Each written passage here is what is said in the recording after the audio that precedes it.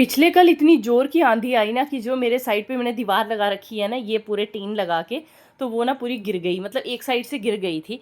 तो बाकी की पूरी मतलब खड़ी थी, लेकिन एक टीन पूरा निकल के ना उड़ के दूसरे घर में चला गया था। तो मैंने सोचा कि अब क्या करूँ, फिर वहाँ से उठा के मैंने टीन को अपनी तरफ लाया और फिर यहाँ बड़ी देर पड़ा रहा। फिर मैंने सोचा कि पतिदेव को बोलूँगी, जब वो आएँगे तो वो करेंगे। लेकिन फिर मुझे लगा कि वो आगे इतना बिज़ी हैं आजकल कि उनके पास बिल्कुल टाइम ही नहीं, और फिर वो थके हुए घर आते हैं, फिर आके ये सब काम करेंगे। तो मैंने सोचा चलो भाई खुद ही कोशिश करती हूँ। टीन को कैसे वैसे करके सीधा ये मैंने जब लगाया था ना, आज से 2.5 साल पहले ये मैंने पूरी दीवार लगाई थी। और जब मई के महीने में आंधी आती है ना, तो मैक्सिमम टाइम क्या होता है कि ये सब गिर जाता है। लेकिन अभी 3 साल से जब से मैंने ये अच्छे से लगाया था तो गिरा नहीं था। लेकिन इस बार हमारे जो पहली आंधी आई है, आंधी बारिश भी आई थी, तो उसमें ना ये एक टीन मेरी निकल गई। तो मैंने सोचा कि क्यों ना इसको अब लगा ही दूँ, क्योंकि अगर नहीं लगेगी ना तो बाकी वालों के भी गिरने का डर है।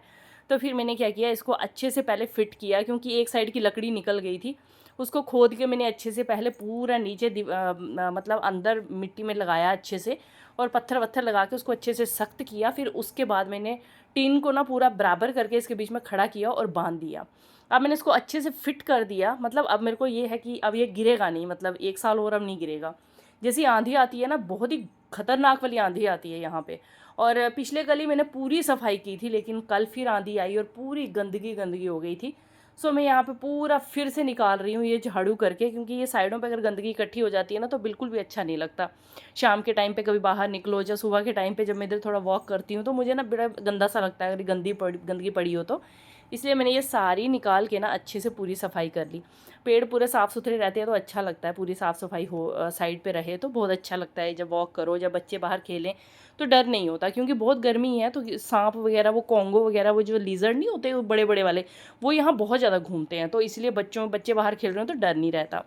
फिर उसके बाद हम लोगों ने मैंने वो काम करके फिर मैं आ गई थी, नहाया धोया, ब्रेकफास्ट बनाया, पतिदेव के साथ ब्रेकफास्ट कर लिया, और फिर उसके बाद मैं दोबारा चली गई बाहर, और एकाग्री भी मेरे साथ चली गई। अब इनको भी बड़ा एक्साइटमेंट रहता है कुशाग्री की तरह कि मैं भी काम करूँगी। कुशाग्री मेरी भी ऐसे ही एक्साइटेड रहती थी, कुछ ना कुछ मम्मा के साथ काम करती रहती थी वो भी। अब एकाग्री मेरी भी ना कुशाग्री की जैसी ही हैं पूरी, मतलब ये भी, इनको भी मन करता है कि कुछ ना कुछ मैं काम मम्मा के साथ करती रहूँ।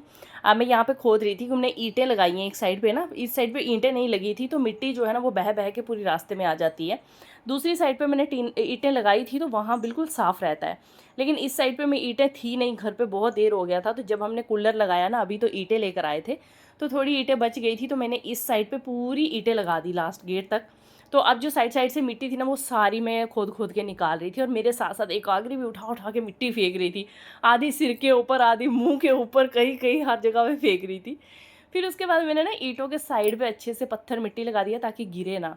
तो एकाग्री बस पूरा साथ साथ में करे जा रही, जैसे जैसे मैं करी थी वैसे ही करे जा रही थी। अब ये सारा काम मेरा बाहर का फिनिश हो गया था, और उसके बाद मैं आ गई थी रूम में, मतलब घर पे आ गई थी। और आने के बाद मेरे को लगा कि फेस पे ना थोड़ा कुछ करना चाहिए। तो आज देखो, मैं जो फेस पैक बना के लगाती हूँ, यही सिंपल सा फेस पैक बनाती हूँ। इवन मैं बेसन भी नहीं डालती हूँ, सिर्फ दही लगाती हूँ अपने फेस पे, और उसको छोड़ देती हूँ थोड़ी देर के लिए। तो मैंने ये फेस पैक बनाया है दही और बेसन का, इन दोनों चीज़ों को मैंने अच्छे से मिक्स कर लिया है, और अब मैंने इसको अपनी स्किन के ऊपर लगा दिया है। तो ये इतना अच्छा है ना कि इसको आप डेली बना के भी लगा लो, और आपके फेस पे ना एकदम फ्रेशनेस सी आ जाएगी, बहुत अच्छा लगेगा। पहले तो मुझे टाइम ही नहीं लगता था, बट अब मैं ट्राई करती हूँ कि हर दूसरे तीसरे दिन मैं इसको फेस पे लगाऊँ, ताकि ना फेस पे बहुत ठंडक सी फील होती है। और जितना भी आपके फेस पे ना से गंदगी वगैरह है ना, वो आप जब स्क्रबिंग करोगे, जैसे मतलब इसको लगा के थोड़ी देर छोड़ दो, जब सूख जाएगा ना, थोड़ा सा पानी हाथ में लो और अच्छे से ना इसको रगड़ लो अपने फेस पे। आपके फेस में से जितने भी जो स्पॉट्स हैं ना, जिसके बीच बीच में जितनी गंदगी है, सारी निकल जाएगी बाहर, पूरा एकदम क्लीन हो जाएगा फेस। तो बस यहाँ पे इसको अच्छे से अप्लाई कर लेना है अपने पूरे फेस के ऊपर। तो मैंने फेस पे भी अप्लाई किया, और साथ साथ में मैंने हाथों पे भी इसको अप्लाई किया था। तो ना बेस्ट पैक है ये, जो घर की चीज़ों से आप पैक बना के लगाते हो ना, ये आपकी स्किन के लिए मतलब हानिकारक भी नहीं है, अच्छे हैं, और आप इनको बना के स्किन पे लगा भी सकते हो। तो जैसे मतलब बहुत सारे आजकल लोग देते हैं ये बनाओ वो बनाओ, तो ट्राई करना चाहिए कि आप होममेड चीज़ें लगाओ अपनी स्किन के ऊपर, क्योंकि जो आपका स्किन का कलर है वो कभी चेंज नहीं होगा, वो वही रहेगा। या फिर आपकी स्किन पे अगर डलनेस आ गई है तो वो ठीक हो सकती है। तो इसीलिए कभी भी ज़्यादा केमिकल वाली चीज़ें यूज़ मत करिए। जो डेली मतलब घर पे आप चीज़ें यूज़ कर रहे हो उसी से स्क्रबिंग वगैरह, मैं आटे के साथ स्क्रबिंग कर लेती हूँ।